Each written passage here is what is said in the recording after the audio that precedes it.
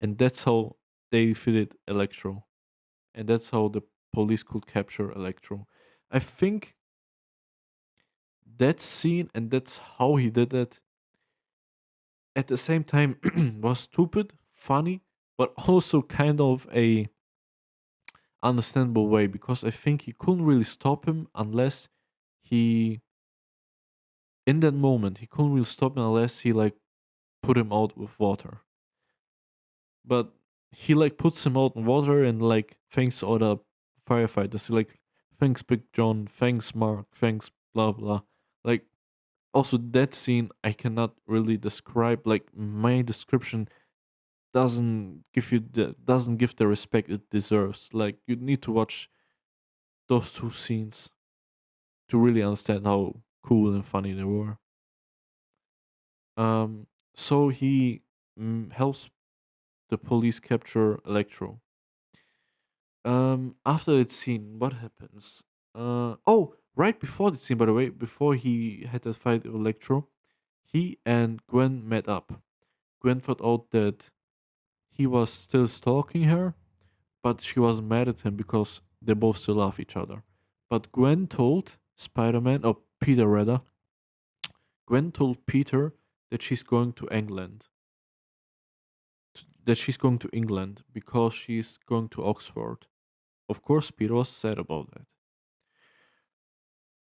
Four to the movie. Gwen is now nearly like she's in a building to have a talk to be invited into Oxford. Peter comes in. Peter tells her everything's going on, and the only thing that keeps me going is. And right at that moment, he was being interrupted, I think, by the receptionist or something like that, by her. And then Gwen was like, Peter, I have my talk with Oxford right now. Can we do this another time? Or can you hurry up, please? Then she said, like, you were saying the only thing that kept you going was. And Peter couldn't say that she was the only thing that kept him going because he didn't want to destroy her chance to get into Oxford. So he didn't tell her that and did like walk away and was like to the receptionist, I'm a teacher at Harvard. I was trying to get Mrs. Stacy at my blah blah, and she's a great student and she's so smart and God save the queen. He was basically like that. So after this scene, uh, let's jump forward to the movie. So Peter was looking for Roosevelt. He found out what Roosevelt is.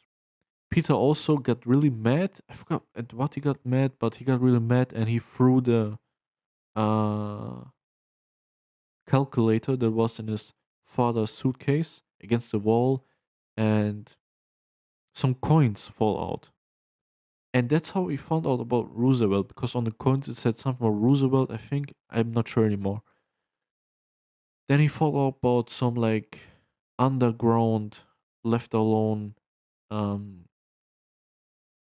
train subway stations. He did go there. He tried to figure out where he should go, what he should do. He put one coin in the thing when you try to get into the subway, like the thing that you only can get through if you put your card in or some money or whatever. He did that, nothing happened. He was frustrated, he hit the wall. Then suddenly, out of nowhere, right under the train tracks, it had opened and a train came out. It was a really cool scene. Like also me describing that really doesn't pay any respect to the scene because you have to see it to really understand how cool it was. Basically, me doing this whole video doesn't make sense because you need to watch the movie. It's worth it. Trust me. It's so much better than listening to me being an idiot about it. Um. So the train comes out of the train tracks from underneath them. It comes up. Peter goes into a train. There's like a computer There's a video from Richard Parker, Peter Parker's father, saying basically like he and Norman Oscorp did work on something, but it was used for like bad things, so he didn't want to continue it. But he didn't tell Oscorp or anybody that the spiders they both worked on to like help people out, the spiders had Peter Parker's father's Richard Parker's DNA. So Peter got bit by the spiders in the first movie and he survived it because he shares the same DNA as his father. I know. Amazing. Who could have thought that? But he shares the same DNA like his father does. So that's why he survived and then gained the powers of the spiders.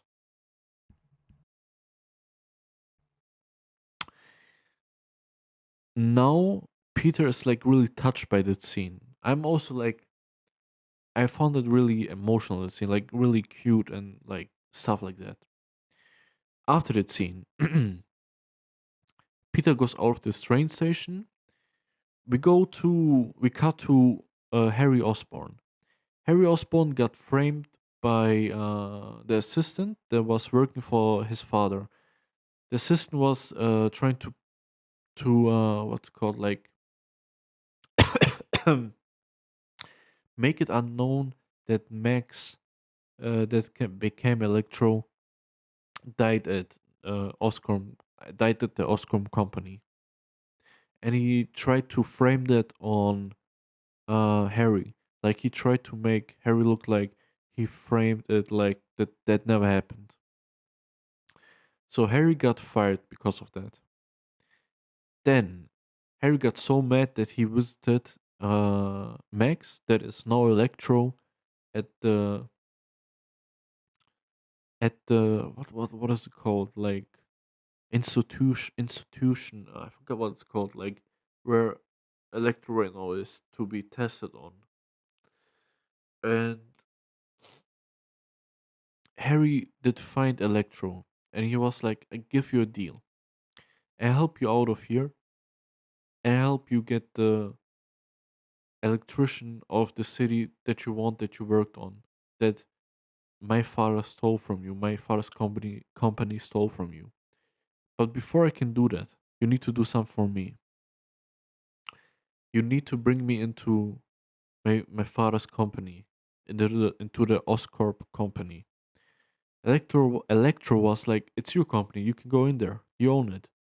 Harry told him. He got framed by the assistant and he got fired.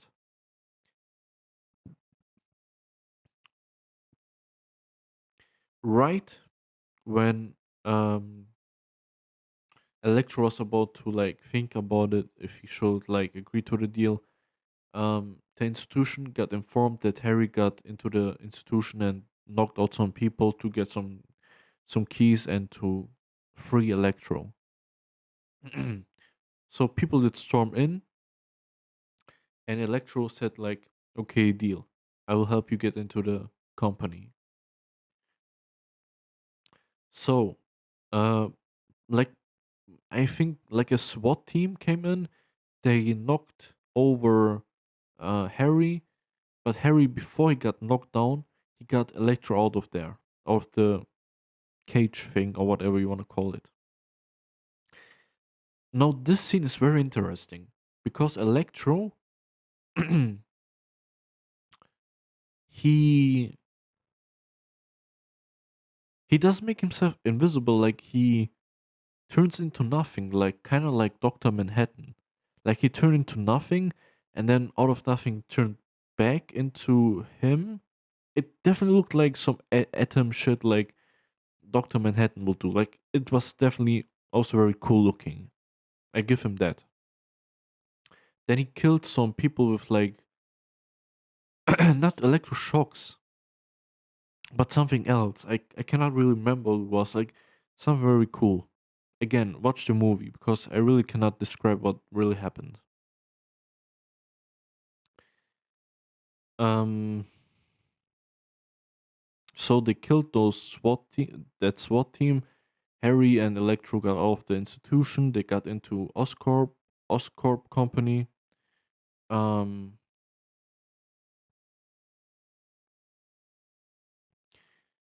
Harry did find that guy that framed him. He put a gun on the guy and said, like, bring me to what my father left, like the special experiments. And then Harry was like, Electro, you did your part. Now I'll give you the source to the electrician to the city or like something like that. So Electro did go into the cables where electrician is. Again, like it looks like some Doctor Manhattan shit. Like you just need to see it to like understand what I mean. And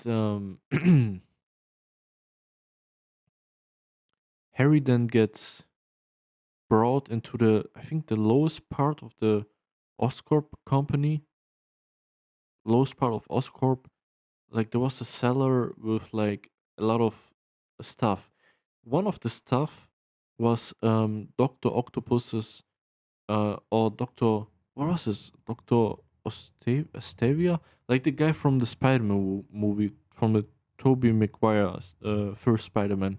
The guy with the 6 or 8 arms. That suit was in there. So I think if the Amazing Spider-Man 3 would have happened, we could have gotten Doc Ock. Like imagine Doc Ock being again in Spider-Man. That would be awesome. And that happened in Spider-Man No Way Home, which was awesome. So I think that if that would have happened in The Amazing Spider-Man 3, if The Amazing Spider-Man 3 would happen, it would have been amazing. I didn't intend to do that pun, by the way. No pun intended. So Harry got brought into the lowest part of Oscorp. He said to the guy, put the needle in me, put the experiment in me, and then he turned into the goblin. By the way, him turning to the goblin was a really bad scene. Also, the goblin look design in that movie was really awful. It just looked bad. I heard somebody saying like they will look like a realistic goblin and it just looks bad, and he was right. The goblin in what was it, Spider-Man 2 with Tobey Maguire definitely looked a million times better. Like a million times better. So he turned to Goblin. Um Peter got off the train tracks. He got informed that Electro is like doing some shit again. Peter and Gwen meet up because I forgot why they meet up again, but they meet up. Peter asks Gwen, "What can I do?" Oh, wait a second. No, no. We go back into the movie, I think in the middle of the movie.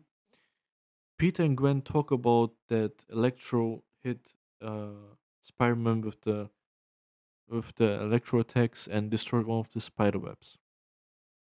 So Gwen gave him the idea that Peter needs a better battery that can take the voltage that Electro shoots at him, like that his spider webs don't overload, like have enough capacity to take the